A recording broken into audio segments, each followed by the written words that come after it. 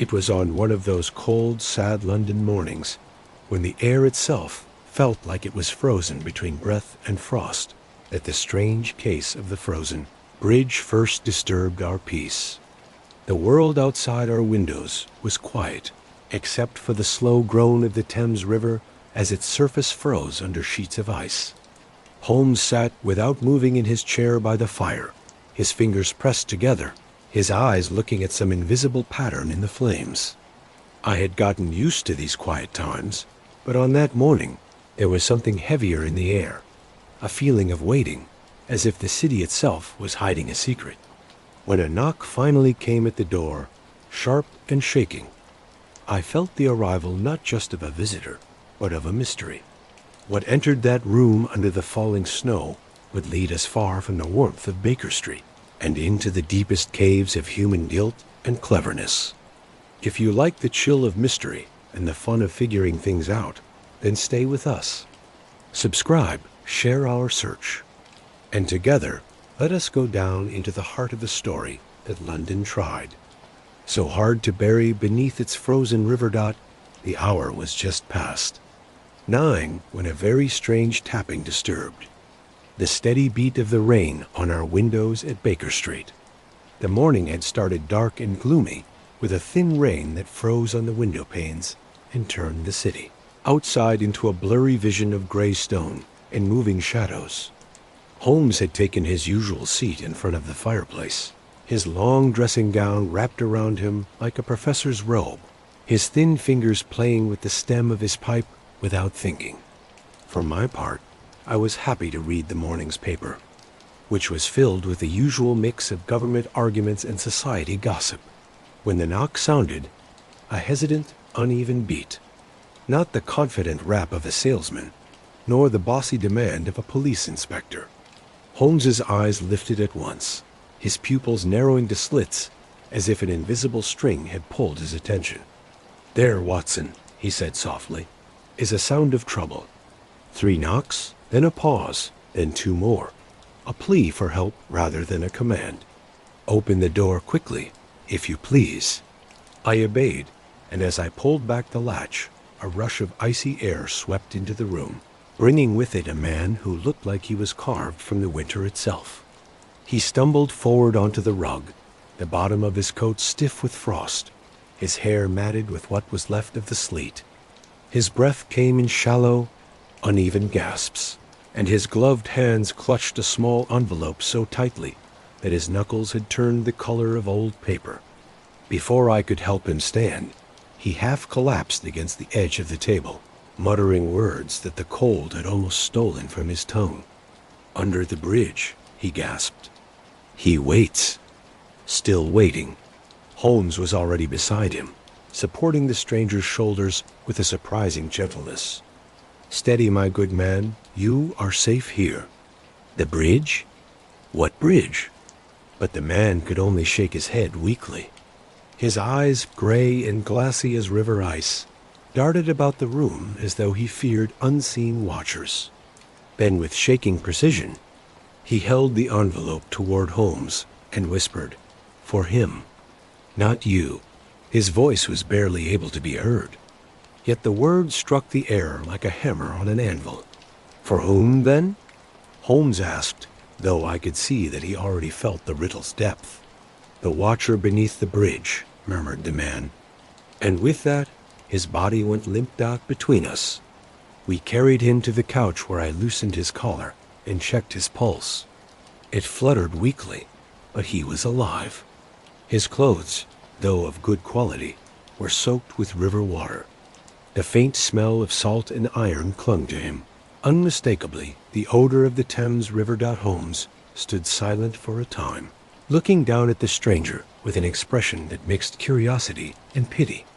Then he turned sharply toward the fireplace, his eyes glittering with thought. "Watson," he said, "look at the boots, half polished, the leather cracked by salt. The man has been standing on frozen ground, not walking for a long time. The cuffs are frayed, yet the buttons are silver, a mismatch that speaks of borrowed clothing. His hands are an engineer's hands, not a clerk's, stained faintly with oil. But this, he lifted the envelope between his fingers. This is the true marvel. It was made of thick paper, the address written in a sharp, careful hand to the watcher beneath the bridge. No street, no number, no other clue.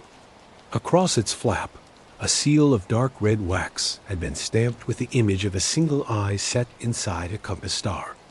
The symbol stirred a faint memory in me, perhaps from a sea map or a history club. But before I could speak, Holmes had held it toward the firelight, turning it this way and that, as though the very feel of the wax might give a confession. "There is skill here," he murmured, "and secrecy. Whoever sent this looked for a messenger too desperate to question his job. Yet our delivery man nearly died in the attempt. Why, Watson, should a letter have a destination that no man could possibly find unless he already knew it by name?" I admitted my ignorance, and Holmes's mouth curved into that thin smile which comes before his most daring ideas. He got his magnifying lens and bent low over the seal. "Observe the residue on the paper's edge.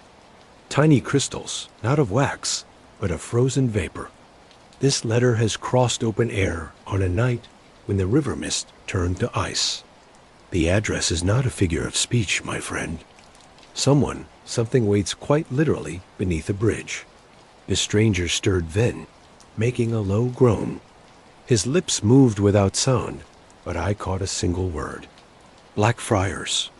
Holmes's head snapped up at once. "Blackfriars Bridge. You heard him, Watson. That narrows our search considerably. The Thames at Blackfriars is wide, the currents are dangerous, and the spaces under the arches are rarely visited, except by river workers or homeless people.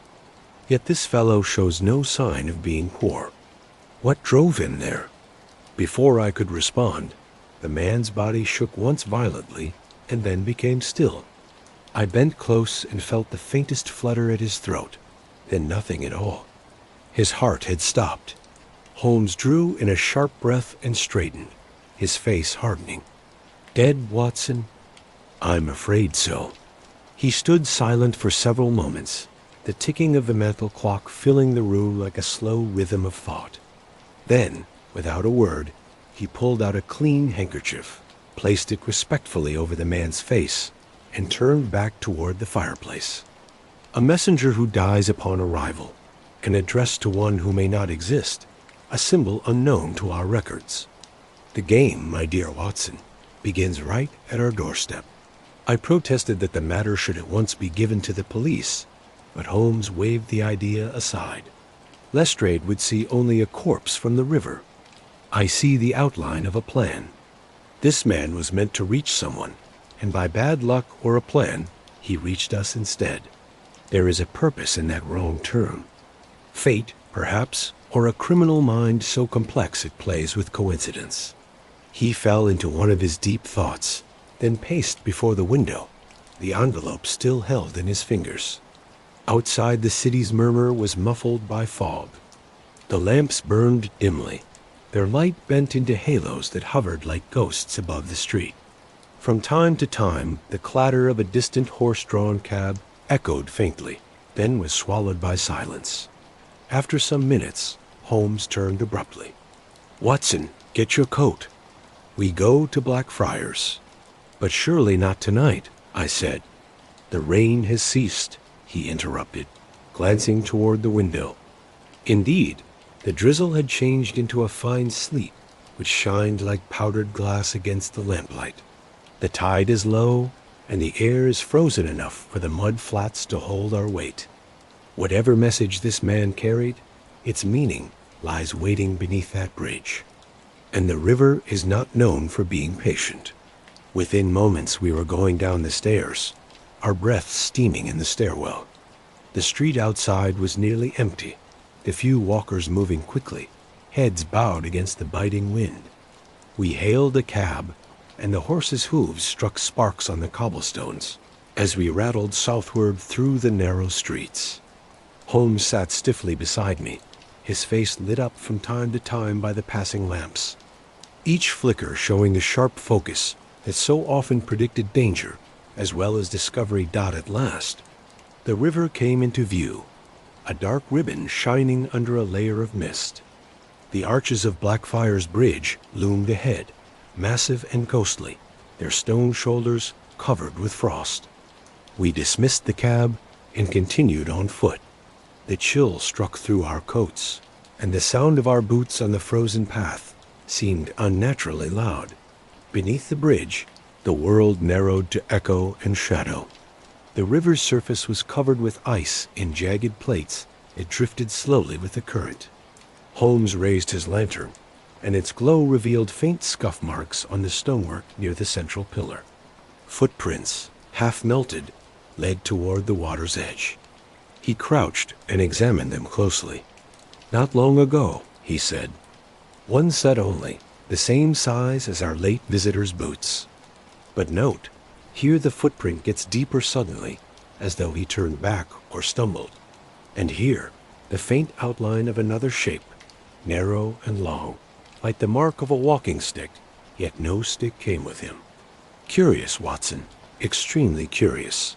We moved forward a few yards farther, the lantern's beam glancing over the frozen current. Then Holmes stopped abruptly. "There," he whispered Dot at first. I saw nothing.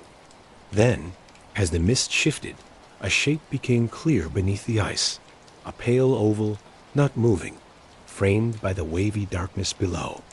For an instant, I thought it was a reflection, until the faintest shake disturbed the surface, and I realized with a shudder that it was a face. Holmes's expression did not change. He simply lowered the lantern until the light touched the ice. The face beneath was that of a man, eyes open, mouth slightly parted, as though frozen in the middle of a whisper. The current moved around him like a living burial cloth. Holmes straightened slowly. "So," he said in a low voice, "the watcher waits indeed?" He turned to me then, his features calm, his voice precise. "We must return. The tide will rise soon, and I would examine that ice by daylight. There are answers here, Watson, written not in ink, but in frost." As we climbed once more into the bitter wind, I glanced back toward the river. The lantern's glow flickered briefly across the ice, and for a moment, though my reason told me it was impossible, I imagined that the pale face below had turned ever so slightly toward us, that Holmes quickened his pace. "Come," he said.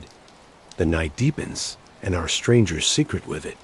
The dawn crept pale and unwillingly through the fog that covered London the next morning, making the city in shades of gray metal and ash.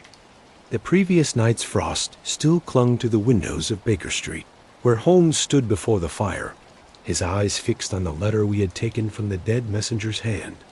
I had barely slept. The image of that face beneath the ice returned to me whenever I closed my eyes, its frozen expression carved into my mind as if it had been made by the cold itself. Holmes, on the other hand, appeared energized, his mind alight with that special energy which only the presence of a mystery could awaken in him. "The river keeps its own records, Watson," he said, turning the sealed envelope slowly between his fingers. "Men drown, barges sink, secrets settle in mud, and yet nothing is ever truly lost. The Thames is a historian that writes in mud and salt." He spoke with quiet respect, as though talking to an old enemy. "We must visit the site by daylight. There is more to be learned from a footprint that is half thawed than from 100 police reports." Mrs. Hudson, always calm in the face of our unusual habits, appeared with breakfast, though Holmes barely touched his.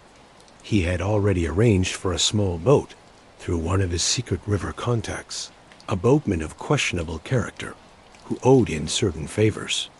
By the time we reached the riverbank, the fog had thickened into a soft wall of white, muffling the sound of hooves and bells, until London itself seemed to breathe in silence. The boatman waited for us by the pier, a hunched-over man with eyes like wet gravel and a voice roughened by the damp. "You'll not get far under the bridge this morning, sir," he said, touching his cap. Ice is still thick as slate in the arches. There's talk of a body trapped below since the thaw began. Holmes exchanged a look with me. "We shall see to that," he replied. "Kindly take us as near the central span as your conscience allows." The man spat into the water and shrugged. "My conscience is frozen, same as the river." "Step in, then." We pushed off into the slow current. The oars creaked softly, the water whispering around their blades. Above us, the arches of Blackfriars Bridge loomed huge and ghostly, their undersides veined with frost, like the ribs of some ancient beast. The fog pulled thickest beneath them, where light disappeared into shadow, and every echo took on a life of its own. Holmes leaned forward, his eyes scanning every surface with non-stop precision. "Note, Watson, the lines on the lower stones are vertical rather than horizontal. The ice formed from above, not from the river's freeze. Someone poured water deliberately here, perhaps to trap something or hide it." He pointed toward the faint line of frozen residue that marked the wall. "Human action, not nature, shaped this ice." I shuddered. "You mean someone made that bridge of frost beneath which we found the body?" He smiled faintly. "Precisely. But why? To preserve, to protect, or to display? Those are our choices." Our boat bumped against one of the piers, and Holmes motioned for me to hold on tight. He leaped lightly onto the narrow stone ledge and crouched, brushing his fingertips along the damp stonework. "There are recent scratches here, metal against stone, perhaps an anchor or tool, and look, residue of candlesoot inside that hollow. Someone has been here at night, often enough to blacken the wall." I passed him my lantern, and he peered into the hollow. "A small hiding spot," he murmured, "large enough to hide a small box. No trash, no residue, except this." He drew out a small object, shining dully in the light. It was a rusted piece of a chain, broken clean through at one end. Iron, though finely made, too delicate for tying up a boat. A religious chain, perhaps. Before I could reply, a dull sound echoed through the fog, a low, deep groan that seemed to come from beneath the ice itself. It was followed by another, longer one, like the creak of strained wood. Our boatman stiffened and made the sign of the cross. "The river is speaking ill," he muttered.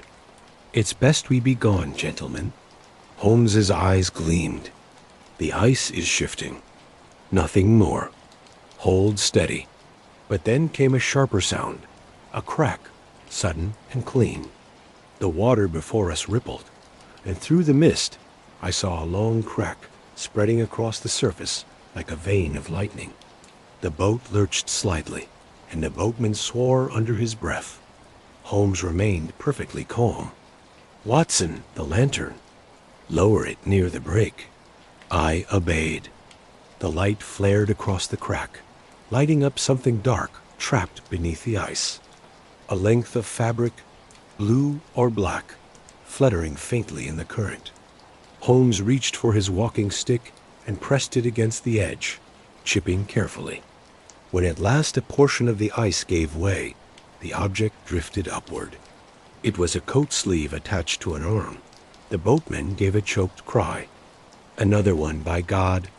Silence. Holmes hissed. "Bring the light closer." Slowly, the current turned the body toward us. The face that emerged was not the same one we had seen the previous night. This one was younger, clean-shaven, his features delicate and upper-class. The eyes were open and glassy, the expression peaceful rather than terrified. Around his wrist shined a thin silver band engraved with strange markings, tiny marks like those on a measuring tool. Holmes examined it intently. A measurement device of some sort, for sailors perhaps. "And look, the clasp is magnetic." He pried it open with a penknife, revealing an engraving inside. "Custos Pontus," I said. "Latin for guardian of the bridge." Holmes nodded slowly. Indeed, a title, not a name. And yet, This trinket links him to our first victim, both tied to the bridge by something older than themselves. We signaled the river police, who soon arrived to get the body. Lestrade himself appeared not long after, wrapped in an overcoat that did little to hide his annoyance. "Holmes," he said, looking at the corpse, "you've beaten us again. But what in heaven's name have you dragged me into now? 2 bodies in 2 days, and you haunting the Thames like a ghost hunter." Holmes offered his thin smile. "Not haunting, Inspector, listening. The river speaks if one knows its language." Lestrade snorted. "You can keep its conversation. I prefer witnesses with lungs." Yet even he bent to study the strange bracelet, his usual doubt briefly giving way to curiosity. "Custos Pontes, eh? Sounds like some secret group. You wouldn't know anything about that, I suppose?" "I intend to," Holmes replied, "but not through official channels." Lestrade's sigh was a cloud in the cold air. "You'll drive me to early retirement, Holmes. Mark my words, this one will end with frostbite and nonsense in the press." When he left with the body, the fog began to thin slightly, showing the black line of the bridge above. Holmes stood silent for a long moment, watching the flow of the river. Then he spoke almost to himself. 2 men, both connected to this bridge.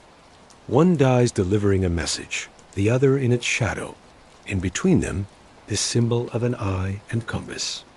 "A plan is emerging, Watson, faint yet deliberate." We walked the length of the riverbank as the afternoon faded, and Holmes's mood deepened into that quiet excitement which I had learned to connect with a discovery. At one point, he stopped and turned his gaze to the water.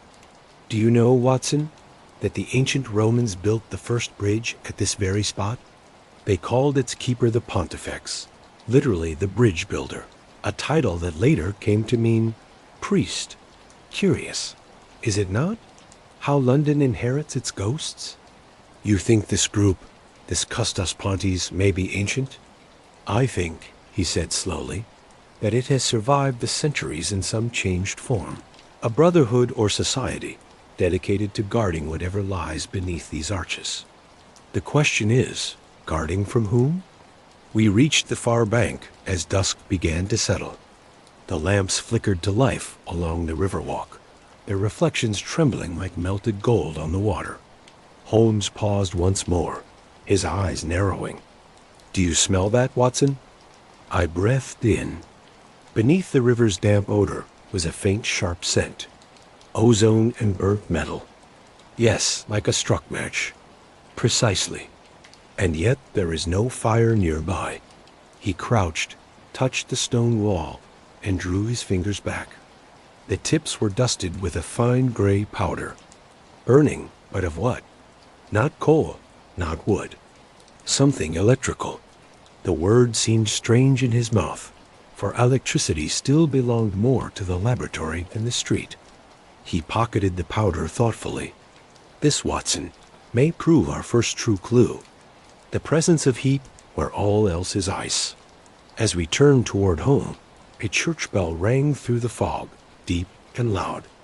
Its echo rolled along the river like the voice of the dead.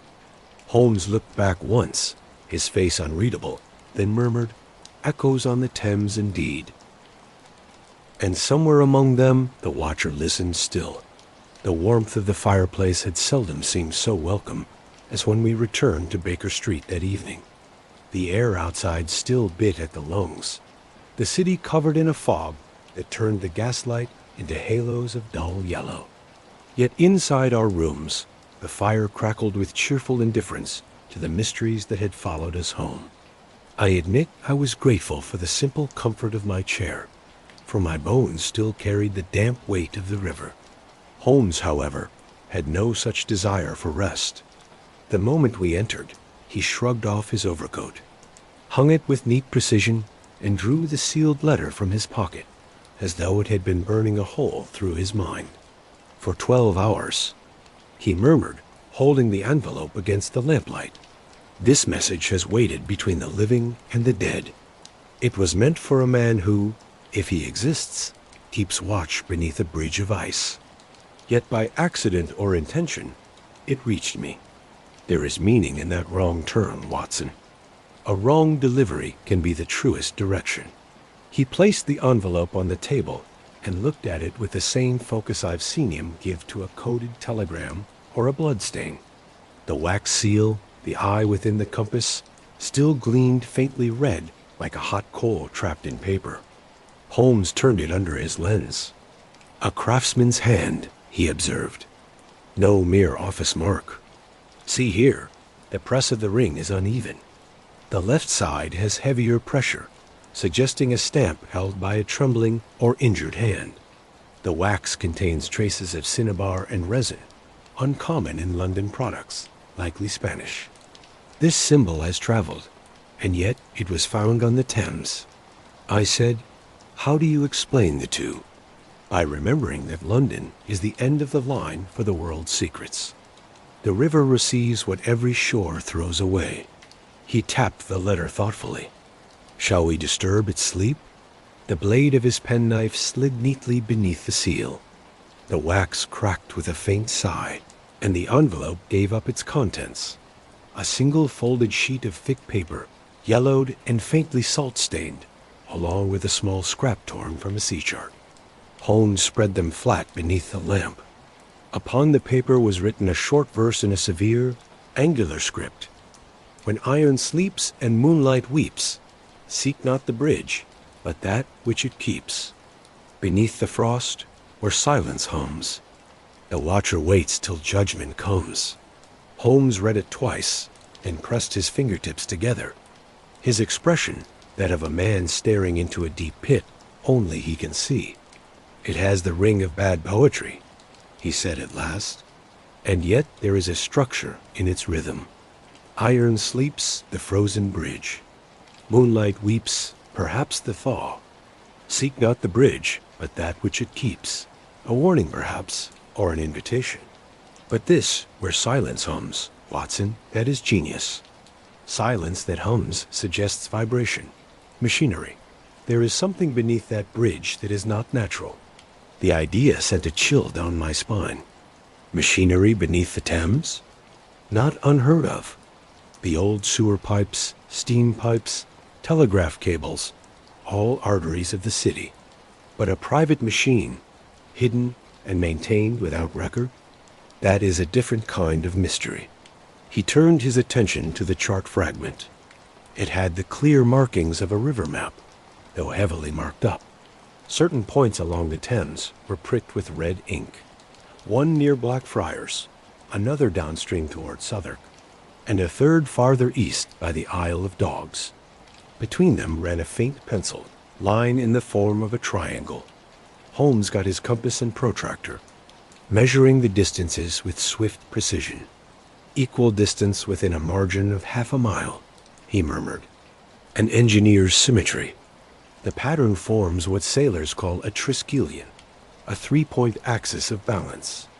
Each location likely holds a matching part of one whole design. If the bridge is one corner, the others must complete it. You speak as though this were some grand construction, I said.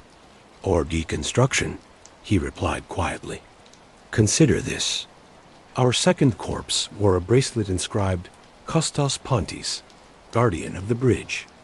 If one man guards each corner of the triangle, then we have not a crime of passion, but of duty. Someone is killing or silencing the keepers of an ancient trust. His words filled the room with an almost electric tension. Outside, the fog pressed against the windows, distorting the glow of the street lamps until they looked like distant stars sinking in a sea of clouds. Holmes reached for his violin, not to play, but to hold it as he paced. It was a strange habit of his, when his mind was on the edge of a breakthrough. The instrument hung loosely from his hand, its polished wood reflecting the firelight like liquid amber. There is a phrase, he said, mentioned in certain history circles, the bridge watchers. I came across it once in a paper on London's underwater chapels, though the author dismissed it as a myth. It referred to a guild of masons and engineers sworn to protect relics buried within the foundations of the city's bridges. Superstition, of course. But superstition often hides a historical fact. Imagine, Watson, a society whose duty across generations was to guard a relic no one now remembers. And now that relic or its secret is stirring again, I suggested. Holmes tilted his head. Possibly. Or someone wants to ensure it remains forever silent. He replaced the papers on the table and began pacing again, the floorboards creaking softly beneath his steps. The compass in the seal, the symbol of navigation and measurement. The eye within it, watching or judging. Combined, they suggest not religion, but science in a more forbidden form. Observation raised to a divine act. These men, whoever they are, belong to a philosophy that worships knowledge as a holy thing. I could not help recalling the strange perfection of the frozen man's features. The silver bracelet's precision. Then you suspect engineers, not mystics? In this century, the difference is shrinking, Holmes said dryly. The age of reason has merely given superstition new tools. What the medieval alchemist did with mercury and flame, the modern mechanic attempts with brass and electricity. He paused, gazing into the fire. Yet there is one detail that troubles me. This letter has no greeting, no signature. It was written to no one, yet addressed to one very precisely. The Watcher Beneath the Bridge. That title suggests a single position, not a brotherhood. Perhaps our dead messenger was not delivering to the Watcher, but from him, or from his replacement. His voice fell lower, and I saw in his eyes that gleam which was not excitement, but something darker. A flicker of dread disguised as thought. There is an intelligence at work here, Watson. One that sees patterns, as I do, perhaps better. To send a coded verse instead of a command suggests confidence, almost arrogance. Whoever wrote this message wanted his recipient to prove himself worthy by figuring it out. We have intercepted a test meant for another mind. The clock on the mantel struck 7, its chime muffled by the thick curtains. Holmes stirred from his thoughts, put out the lamp over the papers, and drew the blinds. We shall visit the second coordinate tomorrow, the point nearest Southwark. Bring your revolver. The air grows too cold for coincidences. Before going to bed, I glanced once more at the table. The broken seal, the cryptic verse, the map. Each fragment lay innocently arranged, yet together they gave off a threat more subtle than violence. The threat of intelligence not bound by morality. As I put out the light, the last thing I saw was the compass eye symbol gleaming faintly in the fire's reflection, as though it watched us both. That night, sleep escaped me. I dreamed of the river whispering beneath the city, of unseen machines turning beneath the ice, and of a single unblinking eye gazing upward through the frozen depths.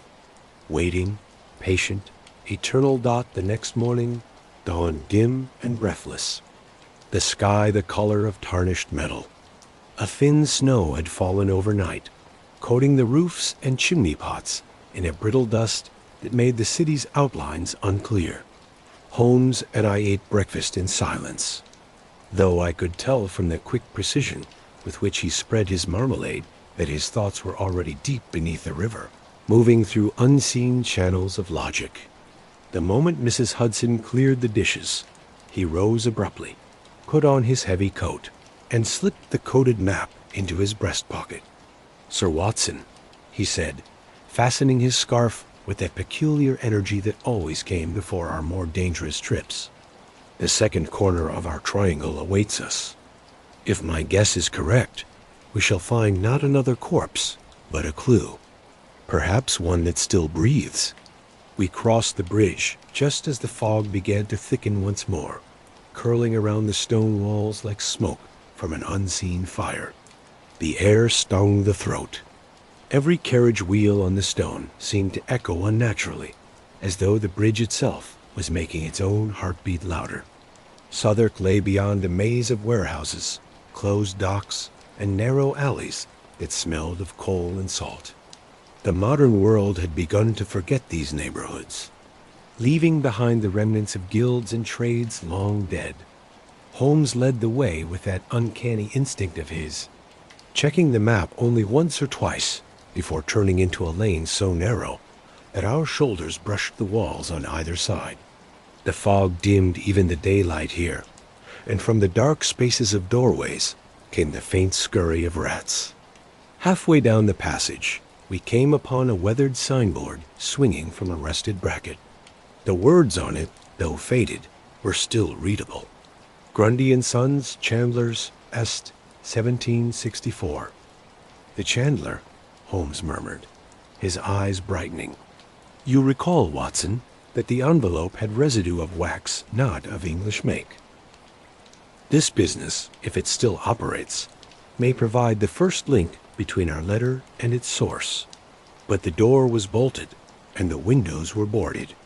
Holmes produced a small instrument of steel, and with delicate precision pulled back the latch. A lock is merely a riddle in metal, he remarked lightly as the door creaked open. Inside, the air was thick with the scent of tallow and mildew.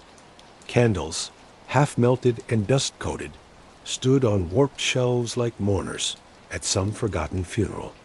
A single shaft of daylight pierced through the boards, lighting up a counter layered with grime. Holmes moved silently, his lantern throwing long shadows across the walls. Observe, Watson, the floorboards. Footprints, recent, and not one pair only. At least 3 men have been here within the week. He knelt to examine the impressions more closely. Nailed boots, heavy tread, laborers. Yet here, he pointed to a smaller mark. A narrow-soled shoe, the heel worn at one edge, a clerk perhaps, or an administrator, the boss among workmen. He moved toward the back room, where a staircase descended into darkness. The air grew colder as we went down, the smell of wax mixing with that of damp stone. At the bottom was a vaulted cellar, the walls lined with great barrels of hardened resin. Along one side stood a wooden table, on which rested a number of wax seals, unfinished, uncolored, but identical in design to the one from our letter. The eye within the compass. Holmes exhaled softly. Our missing craftsmen have been busy indeed. The wax was made here. He examined one of the molds, then tapped the table thoughtfully. See the residue of red pigment. Cinnabar, as before. These men have revived an 18th century craft for purposes neither decorative nor religious. What guild once used such a symbol, Watson? I searched my memory. None I know of. The Chandlers of London were honest tradesmen, suppliers to ships and households alike. Precisely, Holmes said. And what more convenient disguise for those who would conduct secret operations on the river than a profession that deals in oil, light, and wax materials as essential to hiding as to revealing? He moved toward a wooden cabinet in the corner.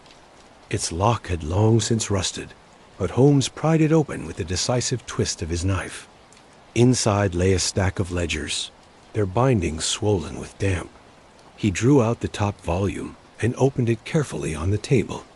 The entries inside were written in 2 different hands. The first, neat and businesslike, recorded ordinary sales. The second was angular, cryptic, scattered among the pages like whispers between lines. He traced one of these notes with his fingertip. Note the code. Tide -2. Watch unbroken. Wax for the third eye dispatched. This is no merchant's record. It is correspondence, perhaps a log of rituals or meetings. The term third eye appears repeatedly. I dare say it refers not to mysticism, but to that symbol, the compass eye. He turned a few more pages, his expression tightening. Here, Watson. Custos Ponti's south post relieved by G.E. That bracelet on our second victim's wrist was no ornament. It was a badge of office. Each custodian wore one and reported to this very place. Before I could respond, a faint creak echoed from above, the sound of a foot on the stair. Holmes put out the lantern instantly, plunging us into blackness. We stood motionless as a beam of pale light slipped through the cracks above. Footsteps descended slowly, pausing at each step. My hand went to my revolver. A man appeared in the dimness, holding a small candle. He was middle-aged, his beard streaked with gray, his clothes rough but clean. When his eyes met ours, he jumped violently, nearly dropping the light. Holmes stepped forward smoothly, raising a hand in reassurance. "You need not fear us," he said in that calm, commanding tone that could soothe even the most frightened witness. "We are not the police." The man's gaze darted toward the table where the ledgers lay open. "Then you've seen it," he whispered. "You've seen what we keep." "We have," Holmes replied, "and we seek not to expose, but to understand. Tell me, are you one of them? One of the watchers?" The man hesitated, then nodded almost too slightly to see. "I was," he said, "but there are few of us left now. The river is taking them one by one." Holmes's eyes sharpened. "Why? By whose hand?" The man sank onto a barrel, his candle trembling. "It began 3 months ago. We were warned that the cycle was nearing its end, the 100th year since the first seal was set beneath the bridge.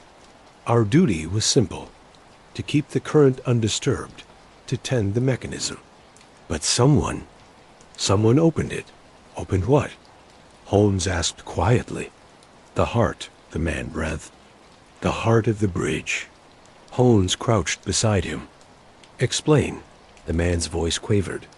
"Beneath the central arch lies a chamber built by the old masons, reachable only by the low tide and through the tunnels. Within it rests the device, the machine that hums. We were told it was built to measure the river's pulse, to keep its level steady. But last winter, it began to move on its own, even when untouched. The others said it had awoken." Holmes exchanged a brief glance with me. "And you believe this awakening has led to murder?" "I know it," the man said, gripping his knees. "2 of the brothers vanished while tending it. Then letters came, sealed with our own mark, but written in no hand we knew. That was when I fled. I could not watch any longer." Holmes's gaze softened almost too slightly to see. "And the one who waits beneath the bridge?" The man shuddered. "He is the last, the keeper who never leaves his post. We called him the Watcher. If he lives, he knows everything." Holmes stood, his eyes burning now with decision. "Then we must find him." The man caught his arm. "You cannot. The way is blocked by ice and by an oath. Those who go down without right do not return." "Then I shall go down with reason," Holmes replied, freeing himself gently. "Your oath guards knowledge, not ignorance. And knowledge, sir, is my area of expertise." When we emerged from the cellar, the fog had grown so thick that even the nearest lamps were blurred into globes of red. Holmes paused at the doorway, inhaling deeply. Wax, salt, machinery, death. London hides its genius beneath grime, Watson, but every mechanism, however hidden, leaves a vibration. He looked back toward the silent candle shop, its sign creaking in the wind. "The shadows of the guild still move," he murmured. "And the bridge, I suspect, is their altar." When we reached Baker Street that evening, the snow had begun again, falling in a fine, non-stop curtain that blurred the city's edges until even the lamps seemed to drift. The fireplace welcomed us like a living thing, and Mrs. Hudson, alarmed at our frostbitten appearances, brought tea before leaving with a shake of her head. Holmes, as always, seemed untouched by tiredness. His mind burned brighter the colder the world grew. He spread the chandler's ledgers, the coded map, and the chart fragment across our table, transforming it into a mapmaker's altar. The flickering light painted him in restless gold and shadow as he bent over the papers, his violin lying untouched beside him. His lips moved silently, performing calculations only he could follow. Finally, he spoke. "Watson, the fragments are lining up. The Brotherhood of the Bridge, or whatever name they use, is no superstition. It is geometry, devotion expressed through structure." He motioned for me to come closer. "Observe this." He drew a piece of chalk and marked the map of London on a sheet of paper. The 3 points from the chart, Blackfriars, Southwark, and the Isle of Dogs, formed the triangular shape we had already noted. Then he began drawing faint circles around each corner, their edges overlapping until a single almond-shaped zone emerged at the center. "Here lies the heart," he murmured, "a point in equal distance from all 3.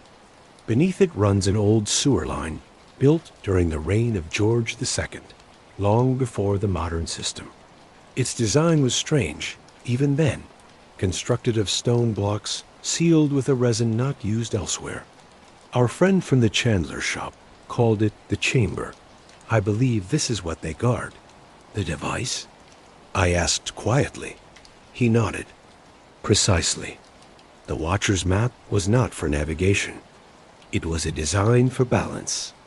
The city's arteries of water and waste are its lifeblood.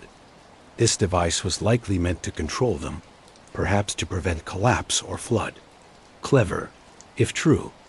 But if that mechanism has begun to move of its own accord, as our witness claimed, then something far greater than human intention drives it."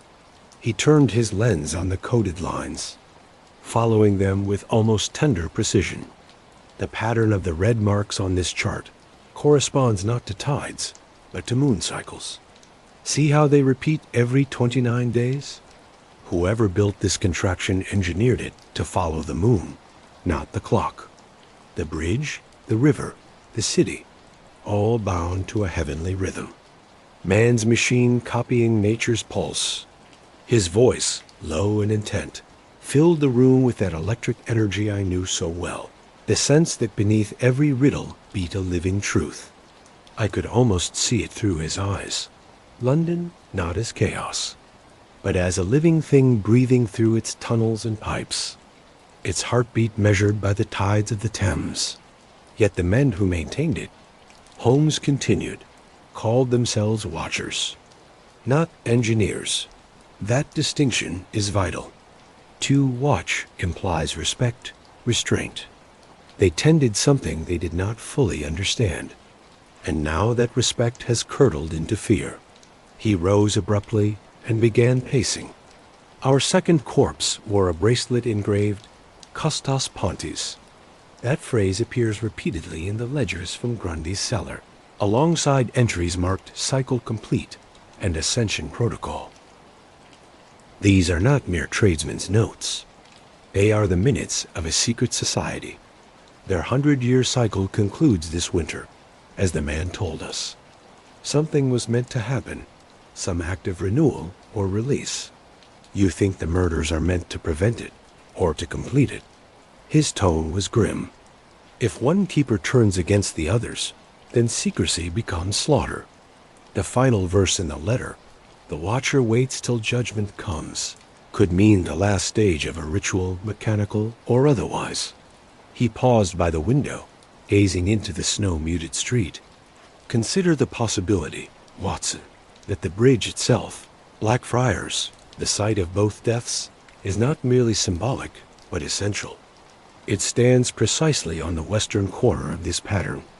Whatever energy or pressure this device channels, the bridge may serve as its pathway." I joined him by the glass. Outside, London lay half-erased beneath the drifting white. The lamps glowed dimly through the haze, their reflections trembling on the slick cobblestones. "You speak as though this was some monstrous heart beating beneath our feet," I said. Holmes's eyes flicked toward me. "Perhaps it is. The Victorians have built miracles and monsters alike in the name of progress. We have harnessed steam and steel. Why not the tide itself?" He returned to the table and pored over the charts again, muttering calculations. I watched the firelight play on his features, the hawk-like focus, the paleness of sleeplessness. the faint shadow beneath his cheekbones that appeared only when his mind ran too fast for rest. "Holmes," I ventured, "this pursuit has the feeling of something unnatural. If this machine moves without human touch—" He cut me off gently. "Then it is either misinterpreted or misunderstood. Nothing in this world defies analysis, Watson. The supernatural is only the natural observed in ignorance." Yet even as he said it, I saw his fingers tighten slightly on the paper.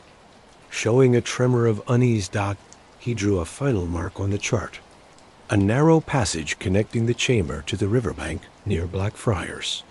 "Here," he said, "the access tunnel, narrow, likely forgotten since the new sewers were built. We shall find it, and we shall see what breathed beneath the ice." Before we could speak further, a sound interrupted us, the sharp flutter of paper against the window pane. Holmes crossed the room and plucked it from the sill. It was a flyer, torn and damp, yet the printed words stood out clearly. "The Times, evening edition, body found beneath bridge." His eyes flashed. "The river has sent another message."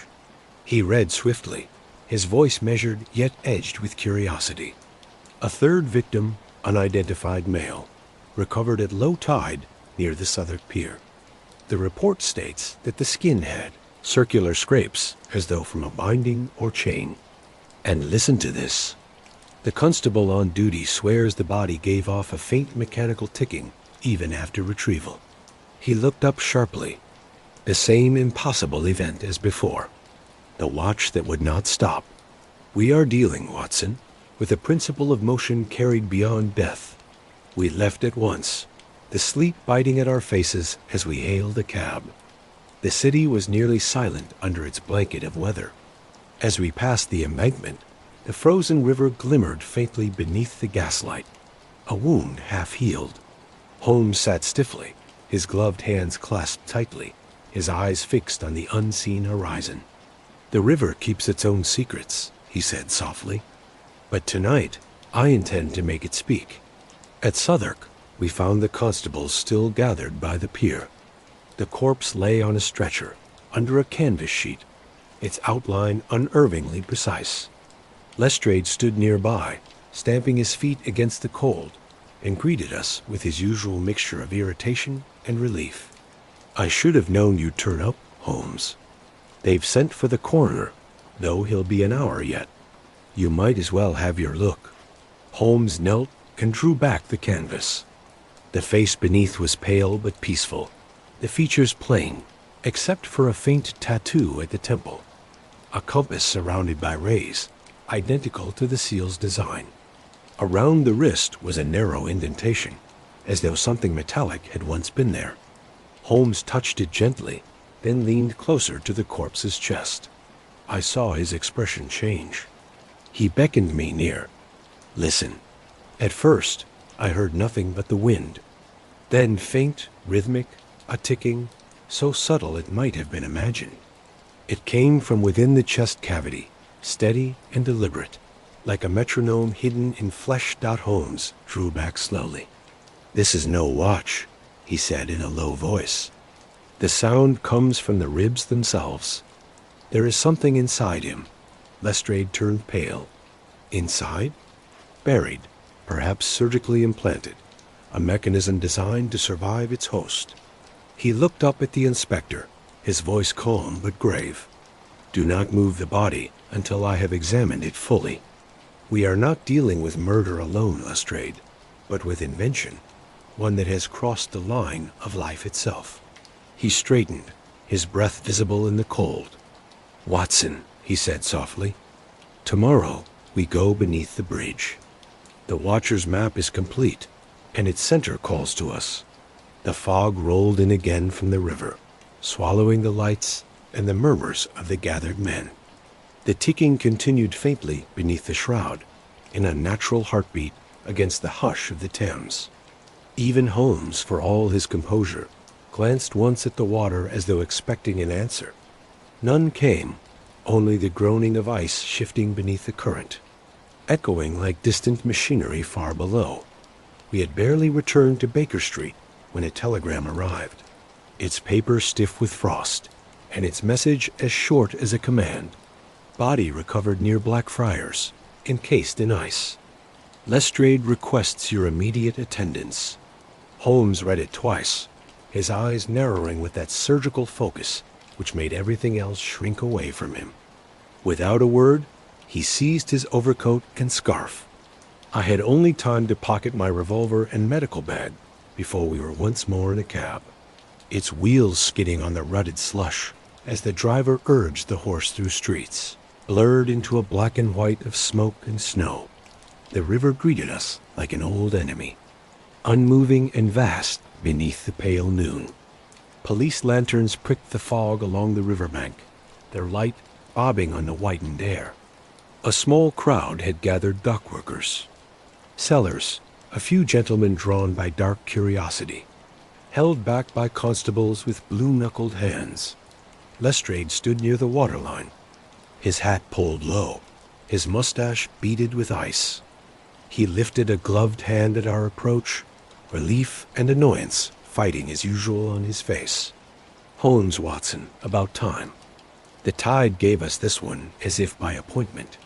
They found him wedged against a pier like a fly in amber. He pointed toward a shape on the stones. It lay within a rough cradle of splintered wood and sacking, a long mass, half cloudy, half glassy, within which a human form was visible, twisted by frozen currents and air-blown swirls. The ice was so clear in places that the man's features appeared as if pressed beneath glass. A thin mouth, a high forehead, the dark shadow of hair laid flat against his skull. His eyes were closed. For a moment he looked not dead, but deeply asleep, as if the river had merely cooled him into a deeper slumber. Holmes knelt without hesitation, passing his lens over the surface, as if it were a specimen slide. Note the layers, Watson. Layers of refreezing. He was not taken by a single frost. Rather, he was laid in the cold, then bathed again and again. Deliberate. The sheets of ice are poured, not formed by chance. Poured. Lestrade muttered. You pour tea, Mr. Holmes, not ice. Water, Inspector, under night air that would harden a breath. Holmes tapped a faint line crossing the man's cheek. Here are the scenes of each application. Our murderer, or keeper, made a shrine of winter. The constables had placed a canvas beneath the heavy block and looped rope under the wood. With a clumsy heave, they carried it to a cleared space beside the ramp. I took up a mallet and chisel, while Holmes directed the work with cool precision, telling them where to strike, so the cracks would travel along harmless lines. The ice answered unwillingly, arcing with each blow. When at last an opening was made over the chest, the breath of ancient cold struck my face like a blade. Holmes slipped his hand inside, then withdrew it with a small object between his finger and thumb. A pocket watch on a steel chain, glistening with frost. He held it close to his ear. A faint, regular pulse trembled beneath the case. Lestrade backed away a step. Not again. Holmes's expression did not change. Yet the set of his mouth showed that inward tightening which comes with the proof of a terrible theory. He passed me the watch. I heard it plainly. Tick, tick. Too steady for a mechanism. Long buried in ice and filth. Holmes drew out his penknife. With a delicate touch that would have made a jeweler proud, worked the case open. No spring burst free. No gear jumped its groove. Instead, the inside revealed itself as an unfamiliar setup. Brass bridges and polished wheels, yes, but tangled with a tiny harness of wire. Like something I had only glimpsed once before in a lecture on the new electrical curiosities. Holmes bent so close that his breath misted the inner plate. Look here, Watson. Beneath the balance, not a hairspring, but a fine spiral of wire drawn through a loop of soft iron. And on the bridge, do you see the engraving? I did. A faint symbol, no bigger than a fly's wing, worked into the metal where only a watchmaker's eye would ever see it. It was a triangle crossed by a bar, and within the triangle, a single fancy letter. Mcholime's eyes lifted to mine. In their gray depths, I saw not victory, but something colder. The mark is genuine. You may recall the Moriarty manuscript I once showed you, containing notes on a mechanical device capable of mimicking life within the dead. A horrible idea he never published. He kept craftsman Watson, silent men with clean hands who did not know for whom they worked. This device bears the sign of one of them, Matteo Marizzi, a watchmaker from Lombardy who disappeared from Clerkenwell the winter before the professor's fall. Lestrade swore softly. You mean to tell me that the thing ticks because that devil had it built to tick? Holmes closed the watch with a click that sounded in that frozen air like the final word of a judgment. To tick wherever there was the least bit of receptive matter bones, muscle, anything that might transmit a tremor. Consider, Inspector, a watch built not merely to keep time, but to impart it, to force a rhythm on a body, and thus make it seem. He did not complete the thought. He did not need to. A low groan rolled along the arches overhead. The fog thickened as though the river breathed out. Holmes looked again at the encased face and touched with the barest pressure the corner of the man's mouth. There was a scar there, a neat crescent as from a surgeon's scalpel. He slid his fingers lower, tracing the outline of the chest through the ice.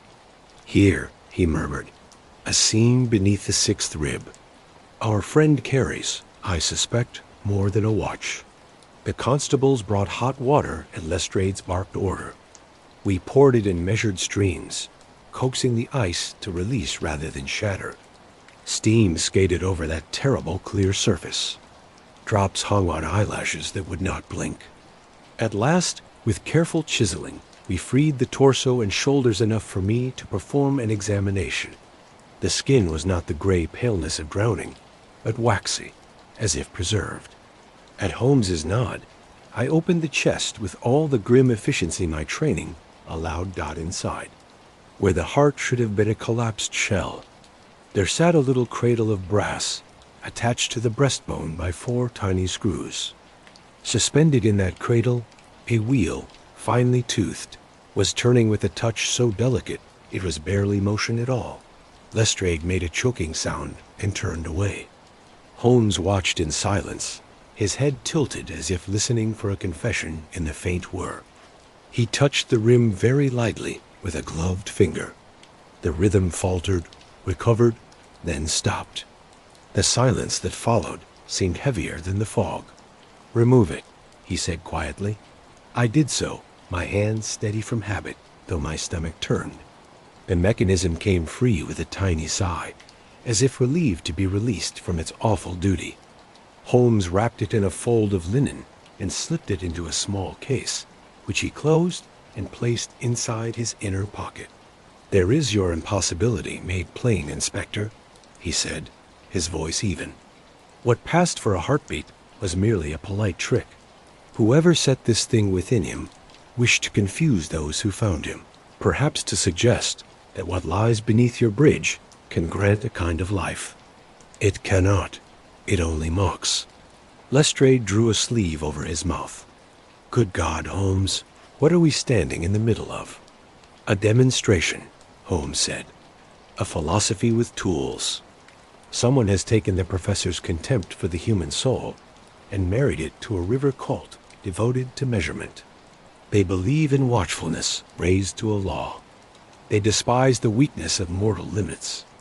If the watchers once tended a device to keep balance, someone among them, or above them, has decided to keep it forever, even against nature. A shout from the pier cut across his words.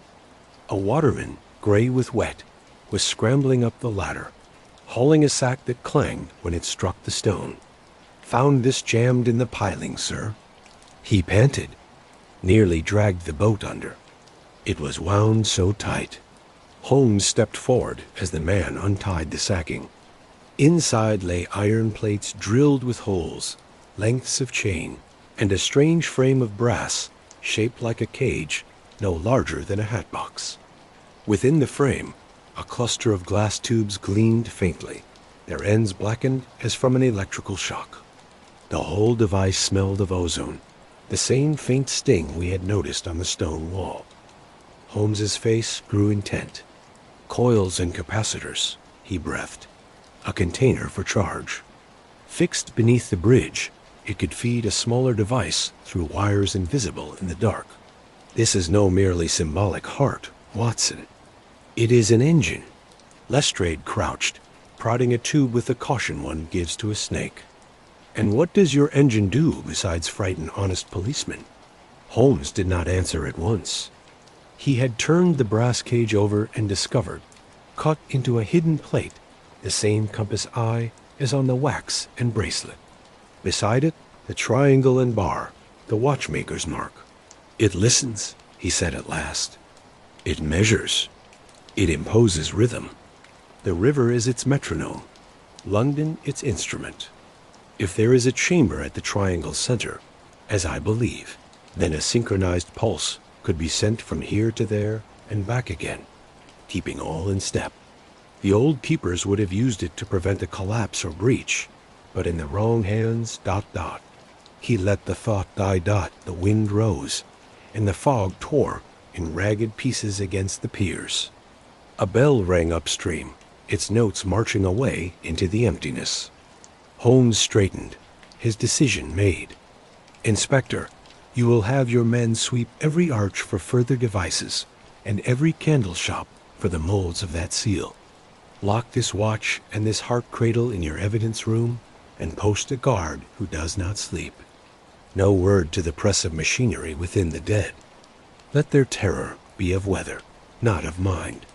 Lestrade eyed him narrowly, but nodded. And you? Holmes's gaze went to the bridge's dark underbelly.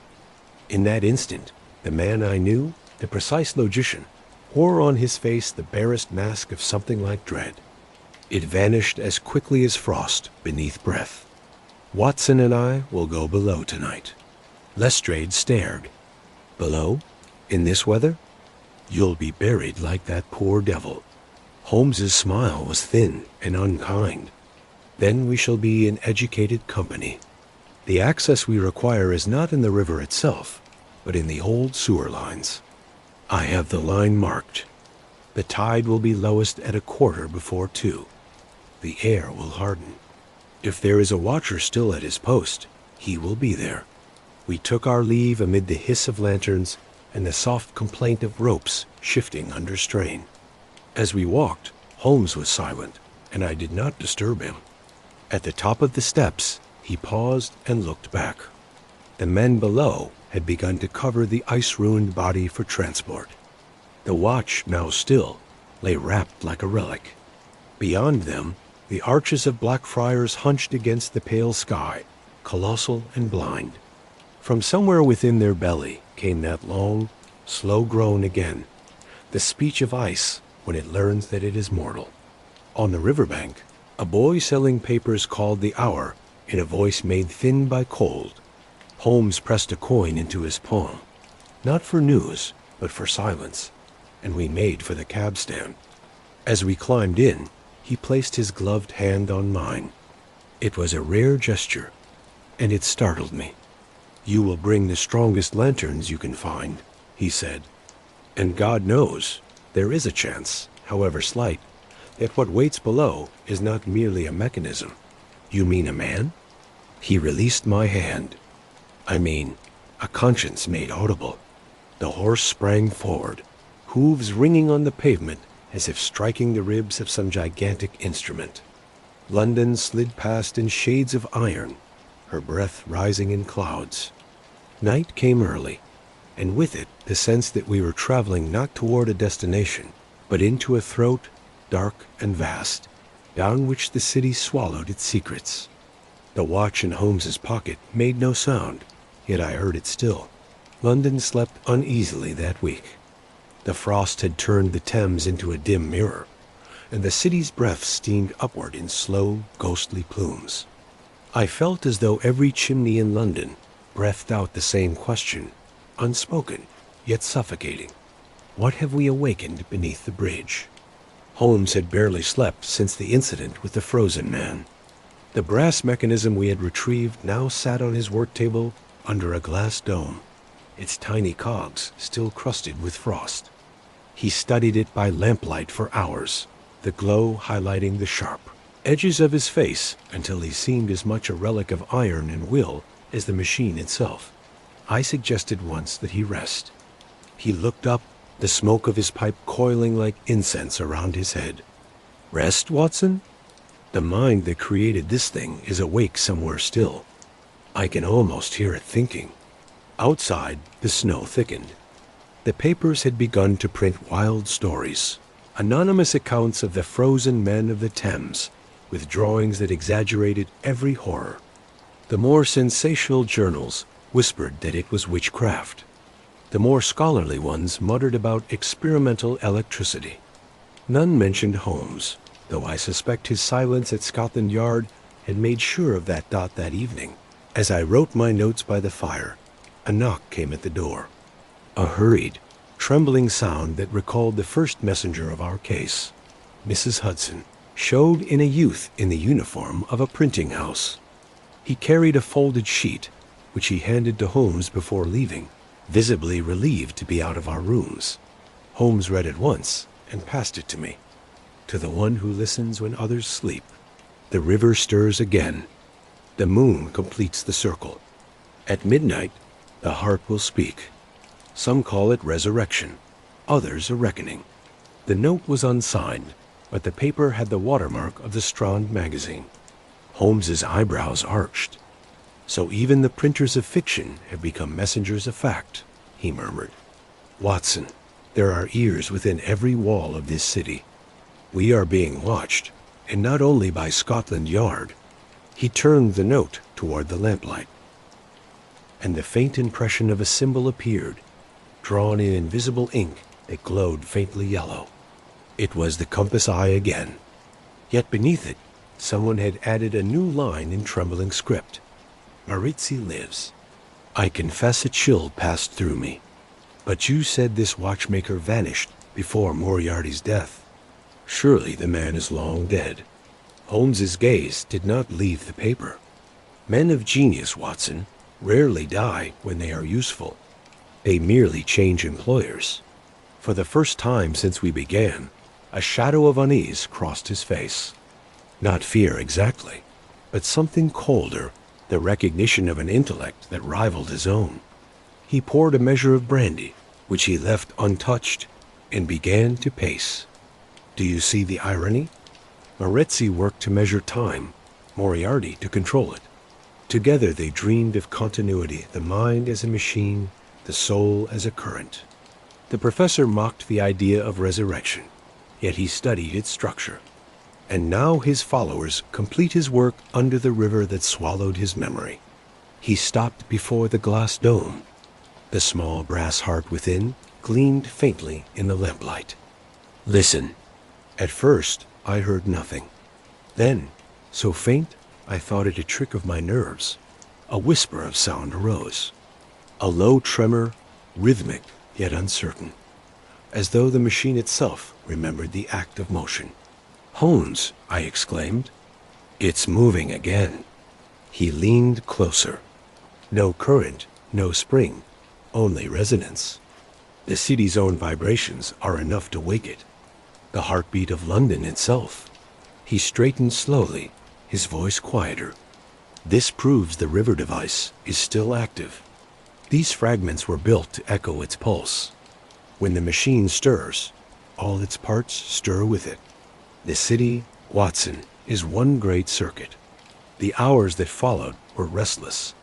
Holmes sat motionless by the fire, his eyes unfocused yet burning, the violin resting against his knee. The flames cast his shadow on the wall, like the silhouette of a man thinking himself into disappearance. I could not bear the silence. What do you intend to do? I asked at last. He smiled faintly. At midnight, the heart will speak. We shall be there to listen. He rose, drawing his coat around him, and from his drawer produced the folded map of the triangle we had traced. I have been cross-referencing these coordinates with the city's earliest architectural records. The chamber lies not precisely beneath the bridge, but beneath the meeting point of two tunnels, sewer and telegraph. It was designed to be reachable only by one path, through the inspection tunnel next to the old post office line. The entrance lies behind the unused warehouse at Falcon Wharf. There we shall go down, and if this watcher, this Maretzi, awaits us, then I will ask him what he has learned from the dead. The stroke of 11 found us in a cab rattling through the frozen streets. The moon hung low and sickly, its reflection trembling on the ice-choked river. Even the horses moved unwillingly, their breath puffing out like smoke from furnaces. We dismissed the cab at Falcon Wharf, where the warehouses loomed like dead furnaces against the fog. Holmes led the way through an iron gate half buried in snow. Beneath it, a staircase of worn stone descended into the dark.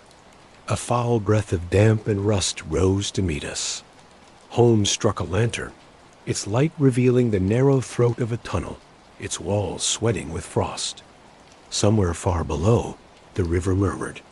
Steady, ceaseless. This is the inspection line, he said. Follow closely. The footing is treacherous. We moved forward in silence. The walls grew slick, the air colder. At intervals, iron doors appeared along the passage, each marked with the same symbol, a faintly carved eye. Holmes paused before one, tracing the symbol with his gloved finger. See how the iris is not perfect? The cut is off here, unfinished, the mark of a craftsman's hand. I have seen that imperfection before. On the inside of the frozen man's watch, the same tool engraved both. We pressed on.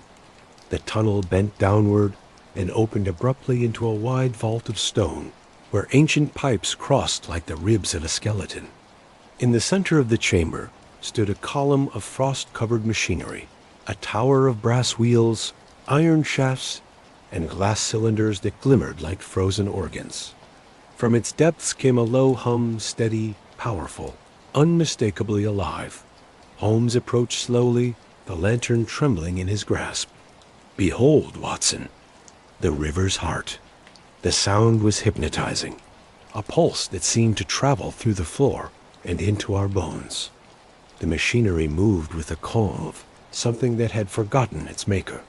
From time to time, small sparks of light crawled along copper threads, vanishing into tunnels that disappeared beneath the stone. Then, from behind the column, a figure stepped into the light. He was tall and thin, his face half covered by a mask of dark glass, his coat smeared with frost and oil.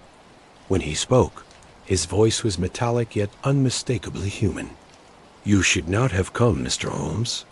Holmes did not flinch. Then you are Maretzi. I am what remains of him.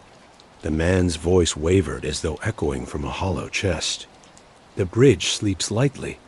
Its watchers have failed. I alone remain to maintain its rhythm. What rhythm? Holmes demanded. The rhythm that keeps your city alive, Maretzi said. You think London breathes by will? No. Its water, its waste, its tides, all move by the same pulse. When the old builders set this engine, they chained the river to reason. But reason must be tended, or it freezes. I tended. Holmes stepped closer. And the men who died? The frozen ones? Necessary offerings, the man said simply. The machine requires balance. One life to renew the measure. Holmes's voice was quiet. Moriarty taught you to imitate life, but you have learned only to preserve decay. Maretzi tilted his head. And you, detective, have learned to fear what you cannot figure out. You measure sin as though it were time. Yet all time ends in silence. The hum deepened. The machinery trembled. Steam began to rise, glowing faintly blue in the lantern light. Holmes took one step nearer, his hand closing around his revolver. Watson, he said softly without looking back. If I fall, remember what you have seen. The heart of London is built upon confession. And then, as the river groaned above, the floor began to move.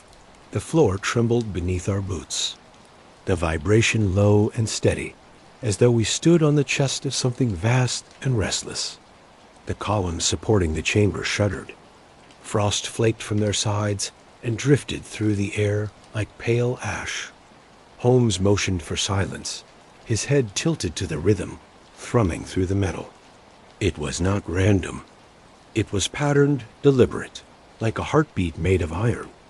Maritzi stepped back toward the towering machine, the glow from its coils bathing his thin figure in ghostly light. His mask glimmered like a second face.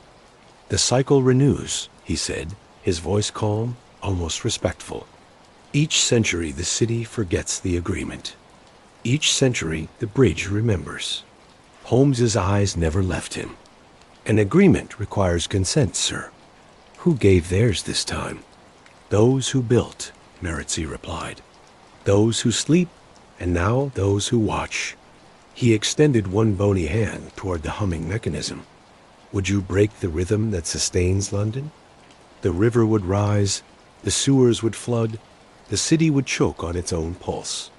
Holmes advanced until they were only a few feet apart. The lantern light caught the frost on his coat and turned him into a silhouette cut from winter. "And to preserve this rhythm," he said softly, "you murdered your brothers." Maretzi's head tilted. Murder is the wrong term. They were absorbed, drawn back into the cycle they once tended. The machine records every vibration it receives, every confession spoken near the river. Their words are still here, detective. They hum beneath your feet. The sound grew stronger, rising into a tone that seemed to vibrate not just through the chamber, but through our skulls. It was no longer a hum. It was a voice without words, a deep sound that carried meaning by feeling alone. The lantern flickered wildly, its flame drawn sideways as if by an invisible breath. Holmes spoke through clenched teeth. "You have wired the mechanism to the very tides, have you not? It feeds on the river's motion." Maretzi's gloved hand brushed across one of the glass cylinders. Inside it, shadows seemed to ripple like smoke. "It feeds on what the river keeps," he said. "The confessions of the drowned. Their voices power the pulse." "Madness," I muttered. But even as I said it, the cold pressed in from every side, and I thought I could hear faint murmurs beneath the sound, a chorus of unclear syllables sighing through the pipes. Holmes turned sharply, his eyes scanning the walls. He moved toward one of the pipes and placed his ear against the metal. When he straightened, his expression was unreadable. "They are recordings," he said. "Acoustic impressions etched into the pipework by vibration. Primitive recording on a scale impossible to imagine. You have built an archive of the dead." Maritzi's voice softened with almost a tenderness. "An archive? No, a conscience. A city must remember what it has buried." Holmes's revolver gleamed in his hand, though he did not raise it. "And yet you play God with it. You claim to preserve life, but you have only mechanized guilt. Tell me, Maritzi, does the machine forgive you as well?" The masked man's breath rasped faintly. "Forgiveness requires judgment. I am not its judge. I'm only its ear." For a long moment, neither moved. Then Holmes's gaze shifted to the tower itself, tracing the copper veins that snaked upward into the dark. "This device is incomplete," he said quietly. "There should be 3 relay stations, one for each point of your Triskelion. The other 2 have failed." Maretzi turned his head sharply. "Failed?" "Destroyed," Holmes replied. "Your brethren, the ones you call absorbed, were merely proof of a malfunction. When one relay collapses, the others overwork. The result is distortion. That hum you value as the city's heartbeat is the death rattle of a failing system." The hum deepened at that moment as if answering his words. Frost cracked across the floor. Water began to seep upward in thin streams. The machinery's glow dimmed, flared, then pulsed violently. Maretzi staggered, clutching the central pillar. "You do not understand," he cried. "If the rhythm stops, the city will drown." Holmes's tone remained level, though I saw the sweat freezing on his brow. "Better a city of men than a tomb of machines. Where is the regulator?" Maritzi hesitated, then pointed toward a narrow staircase spiraling up behind the structure. "Above," he said. "The bridge's center, but you cannot reach it now. It awakens." Holmes turned to me. "Watson, the lantern." He seized it and began climbing, his silhouette vanishing into the gloom. I followed close behind, the iron steps groaning under our weight. The air grew hotter with each turn, and the light from below cast our shadows huge on the walls. When we emerged at the top, we stood beneath the underside of the bridge itself. A circular platform extended into the dark, its center dominated by a great wheel of bronze marked with concentric rings of symbols. It turned slowly, giving off that dreadful rhythmic throb that had haunted our nights. In its heart, a single lever stood upright like a cross of metal. Holmes approached it cautiously. "The regulator," he said. "If we reverse its polarity, the current will cease." Below, Maritzi's voice echoed up the shaft. "You will condemn the city." "Perhaps," Holmes called back, "but I will free its soul." He gripped the lever. At once, the hum swelled to a roar. The entire bridge seemed to strain against its own foundations. The sound was everywhere, filling the air, the stone, our very chests. I fell to one knee, hands clamped to my ears. Holmes shouted something I could not hear and pulled with all his strength. The lever resisted, then gave way with a screech of metal on metal. A shock wave rippled outward. The lantern burst. In the darkness that followed, blue arcs of light leaped from the machine's surface, lighting up fragments of movement. Maritzi below, arms raised. Holmes above, steady despite the chaos. Then the wheel began to slow. Its glow faded, the hum lessened until only the sound of dripping water remained. Holmes stood motionless, his breath visible in the cold. "It is done," he said hoarsely. "The heart is silent." We descended slowly, our boots slipping on the wet iron. At the base, we found Maritzi slumped against a column, his mask shattered, his eyes open but unseeing. The frost had crept up his hands, encasing his fingers in glass. Holmes knelt beside him, examining the body with quiet pity. "He has frozen where he stood," I said. "No," Holmes murmured. "He has joined what he worshipped." He rose, gazing at the silent machine. There will be no more frozen men, no more ticking hearts. The bridge may hold its secrets, but its conscience will sleep. We turned toward the tunnel. Behind us, the machinery gave a single soft creak, as though breathing out for the last time. Then the silence was complete. Outside, the night was breaking apart. The river steamed faintly under the returning tide, and the first light of dawn glimmered on the ice like glass over a grave. Holmes paused on the riverbank, his face drawn but calm. "The bridge endures," he said. "So does London. Both, I think, will choose forgetfulness." He looked at me, then with a faint, weary smile. "Come, Watson. There is work yet to do, truth to record, lies to omit. History will demand its own rhythm." We walked away through the thinning fog. Behind us, beneath the arches, the riverside, a long, low murmur, neither a threat nor relief. Only the echo of what had been silence. By late afternoon, the frost had begun to loosen, and a pale daylight filtered through the fog with the hesitant glimmer of a candle seen from a sick-room door.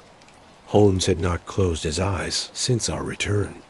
He sat at the table with Maritzi's stilled heart cradle lying under its glass, his gaze wandering from cog to cog, as if memory itself could be rewound by simple-looking dot. At last, he rose, took from a drawer the folded map of tunnels and arches, and laid his finger not on the central chamber we had silenced, but on a small side room etched faintly to one side, a dead end of brick and iron sketched in a different hand. "You see the spur," he said, an afterthought drawn by another engineer. "It lies within the old telegraph inspection line, not on the sewer main. If there is a place where Maritzi practiced beyond the guild's control, it will be there." "Another chamber?" I asked wearily. "Not a heart, Watson. A mouth." We took 2 lanterns and went out at once. The fog had thinned to rags and ribbons. Cabs moved like cautious beetles along the riverbank. Now and then, a bell rang, muffled and distant, above the harbor of roofs. At Falcon Wharf, we retraced our path to the inspection tunnel, the iron gate opening again with a groan like a reluctant witness. The air inside was colder than before, as if the stone had stored the night in its pores. Frost flowers spread in delicate fans across the wall. Where the lantern light passed, we went down. Holmes moved with the quick, sure step that comes to him when his reasoning mind has already arrived and his body merely follows. At the junction where we had turned toward the chamber of the heart, he paused and faced a low door half sunk beneath a trickle of condensation. The eye and compass had been scratched there by a hurried hand. Beneath it, the faintest cut of a triangle with its bar, Maritzi's private sign. The hinges protested as we forced it. Beyond lay a narrow passage, the roof so low that we had to stoop. The sound here was different. Not the heartbeat of a machine, only a soft, non-stop whisper as of wind passing through strings. Holmes lifted his lantern. A long, low room opened before us, its far end closed by a wall of blackened glass. Along either side stood tall racks of brass cylinders fitted with diaphragms of varnished silk. Wires ran from each like veins meeting at a central console of wheels and levers. Above the console, an angled sheet of polished tin hung like a suspended mirror. Holmes set down the lantern and drew a slow breath. Here is his true creation. He gathered the river's murmur, channeled it through these cylinders, and married it to reflected light. "Look, Watson, the speaking ends have traces of wax and soot. He has recorded not water, but words." I stepped closer, and in the lantern glow, I saw that each cylinder had been notched around its rim with countless tiny cuts, spiraling as a shell does, delicate as hairlines. Some had labels in hurried pencil: the night of frost, South Post, reckoning. Others had dates, some recent, some decades old. My skin prickled. "Recording," Holmes continued softly, but on a scale more frantic than any laboratory. He fed the river's vibrations to these diaphragms, allowed the needle to cut the cylinder, then made the result louder with that mirror box. Not a voice from beyond, Watson. An echo impressed on matter. "And to what end?" I whispered Dot. He did not answer at once. He had moved to the console and turned a small wheel with the care one gives to a sleeping child. Somewhere within the rack, a threaded rod moved forward with the most subtle purr. Holmes placed a cylinder on a spindle and adjusted a needle until it kissed the groove with an almost respectful lightness. Then he nodded once and set the flywheel going. Dot at first. There was nothing. Then a hiss, a rumble, a smothered gasp, as though the river itself had drawn breath. A whisper arose, broken, unclear. The lantern's flame trembled in sympathy. The metal mirror above the console caught the light and threw it across the blackened glass at the far wall. A faint shape wavered there, a tide mark of pale flicker. Dot as the wheels steadied, the sound clarified into syllables. A man's voice, thin and strained, speaking as if from the bottom of a dream. "For the bridge. For the A.H. I did not mean." It faltered. A second voice rose, closer now, breathy, with a South Bank accent.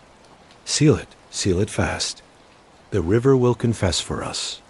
Holmes stopped the wheel with a fingertip. The whisper died.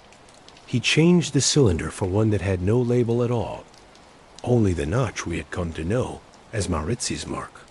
Again the hiss. Again that nervous underground breath of words. "Silence hums," the voice said, Maritzi's own now, unmistakable in its metallic tone. "Let it hum. Let it speak what the living cannot."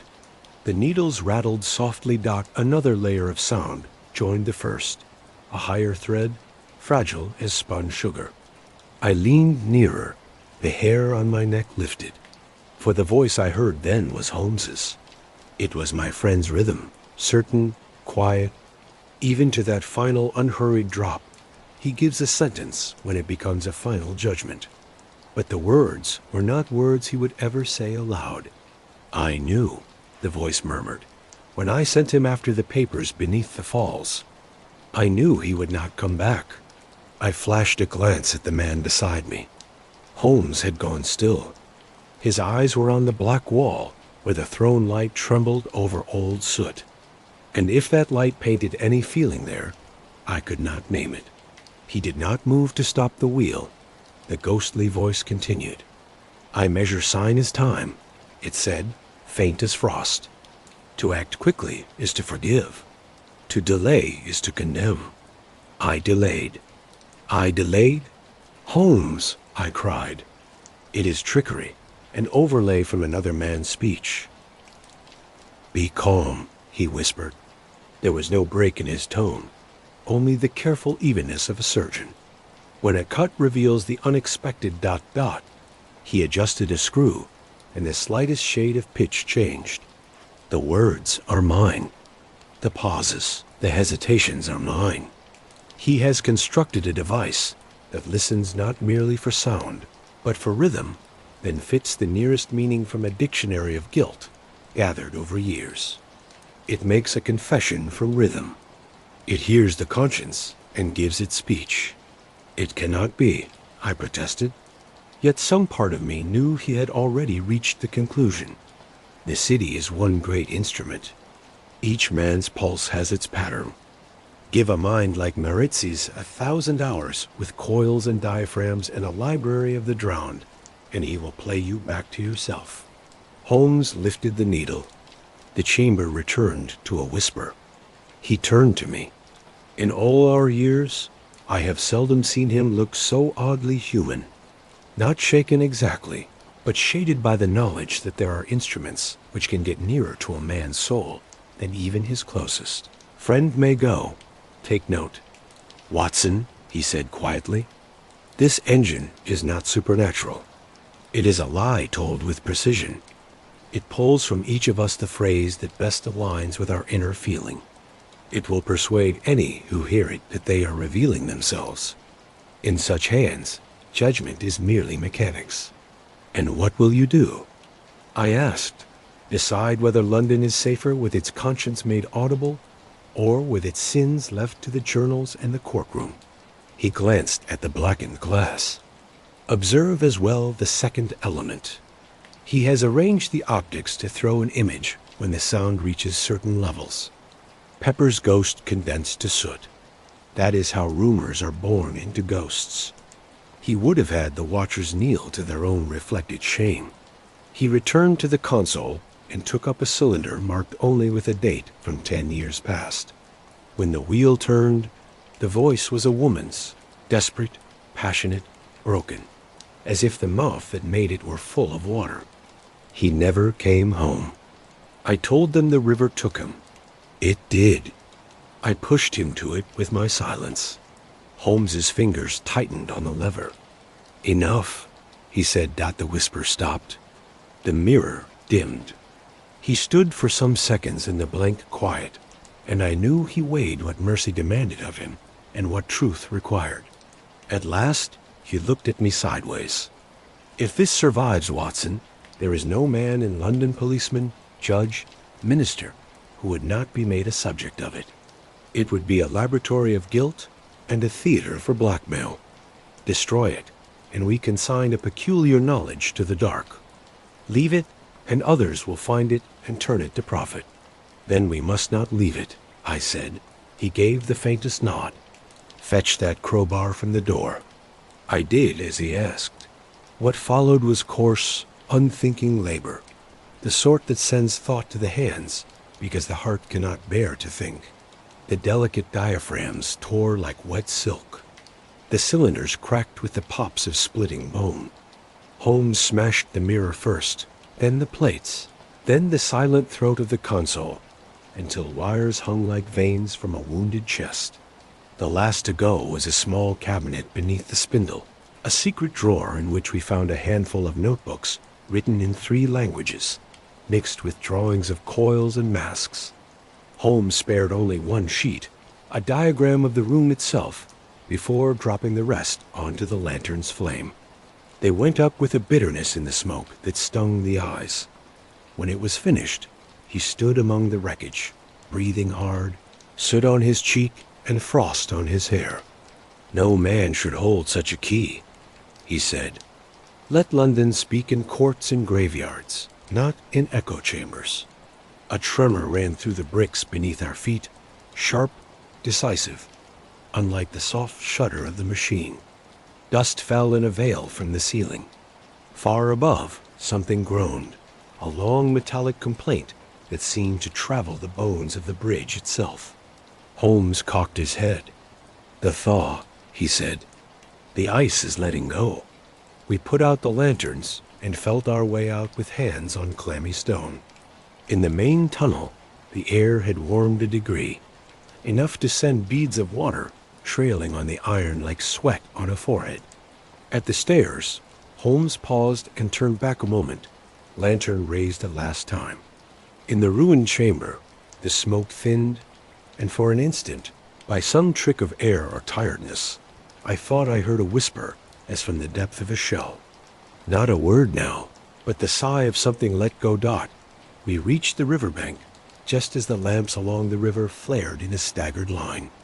The Thames, half free, moved with a thick authority, slabs of ice drifting like broken panes in a black window. Men on the far side were shouting and pointing. A muffled cheer rose and fell as one jam of ice surrendered and went hurrying out to sea. The arches of Blackfriars shed long sheets from their sides. Water drummed within the piers. Holmes watched without speaking. In that pale half-light, his profile wore the grave nobility of those old coins, which show the city's protector as both soldier and judge. At length he said, almost to himself, a conscience silenced, a river unbound. Perhaps the only justice London ever truly receives is that which weather delivers. The words were barely out when a deeper boom rolled along the bridge, not from water now, but from stone. We saw high on the second span a seam crack from pier to wall like lightning in stone.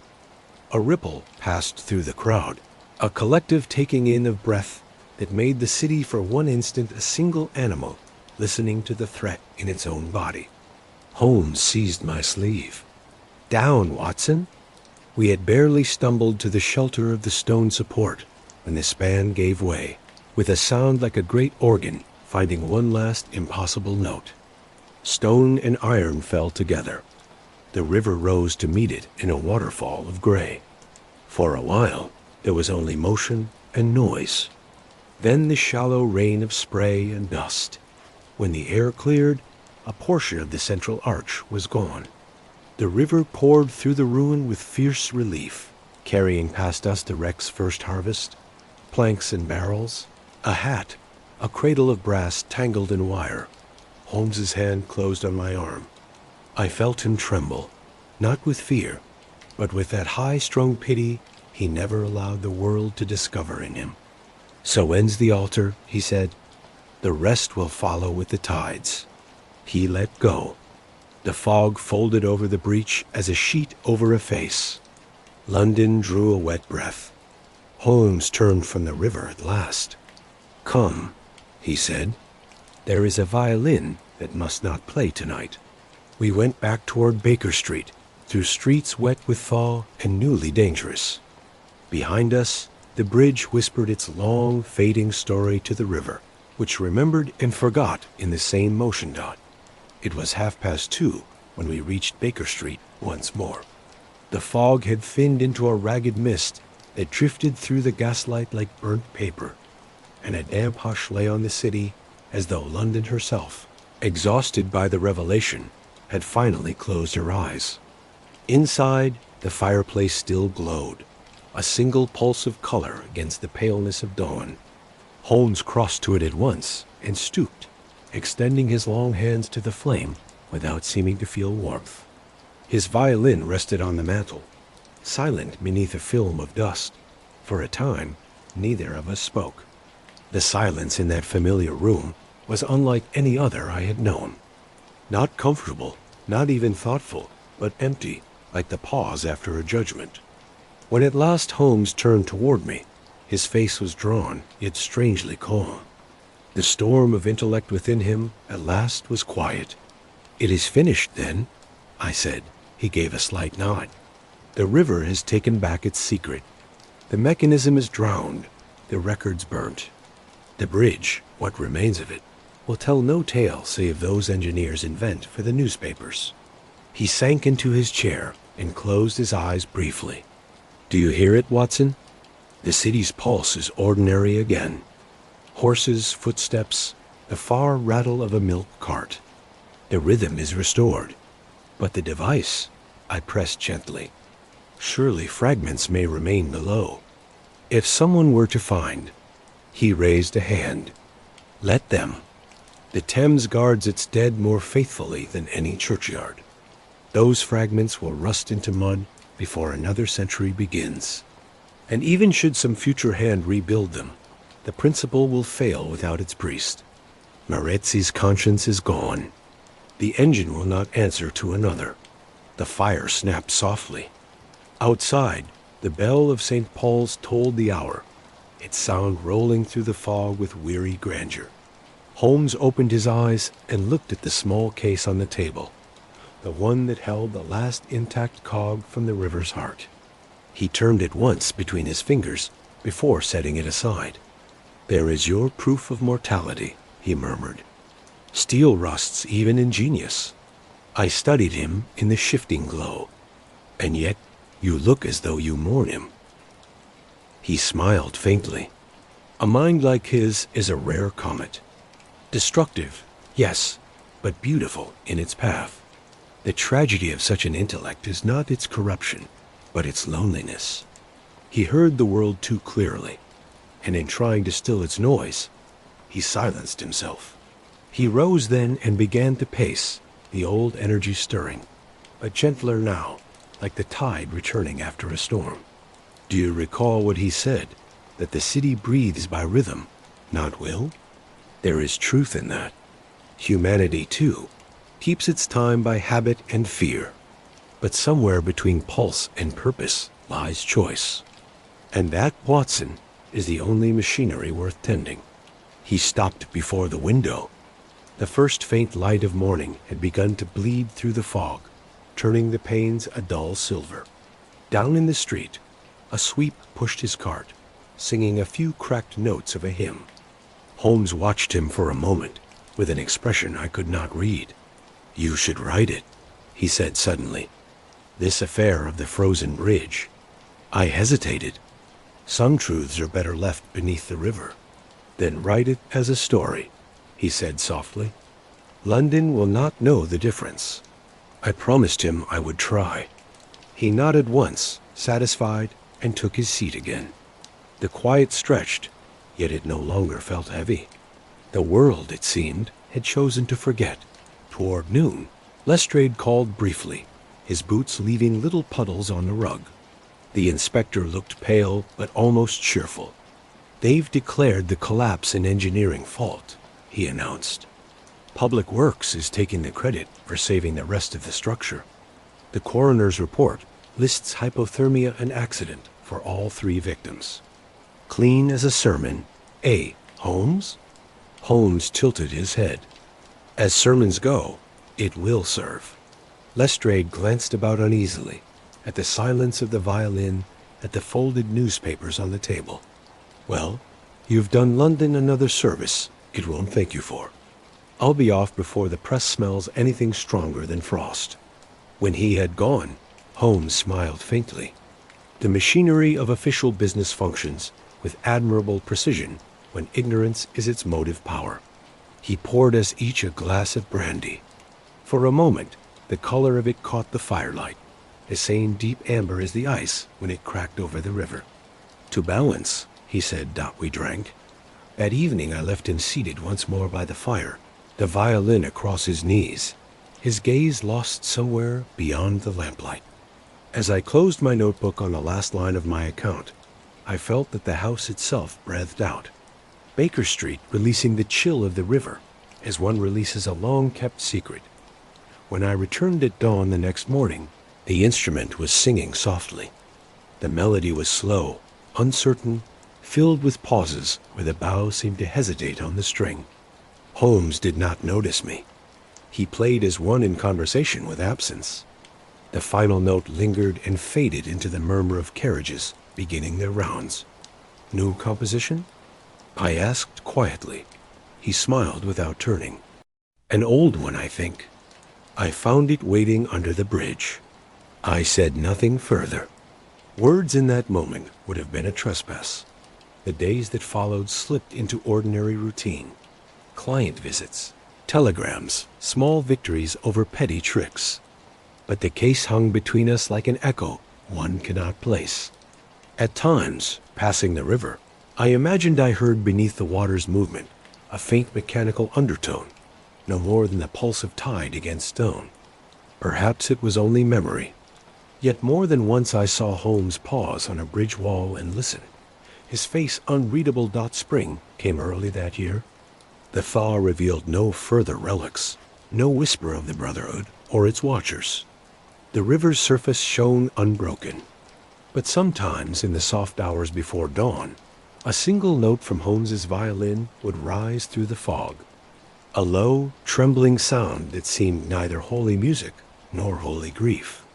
On such nights, I thought of the frozen faces, the ticking hearts, the murmurs from the pipes, and of that last collapse beneath the bridge. London forgets quickly, but Holmes forgets not at all. He stores memory as the river stores mud, layer upon layer, invisible until disturbed. He told me once that deduction is a moral art, founded on sympathy, restrained by reason. I did not understand it then. I believe I do now. For every mystery solved leaves behind a residue, a trace of the unsolved within oneself. The case of the frozen bridge left more than most.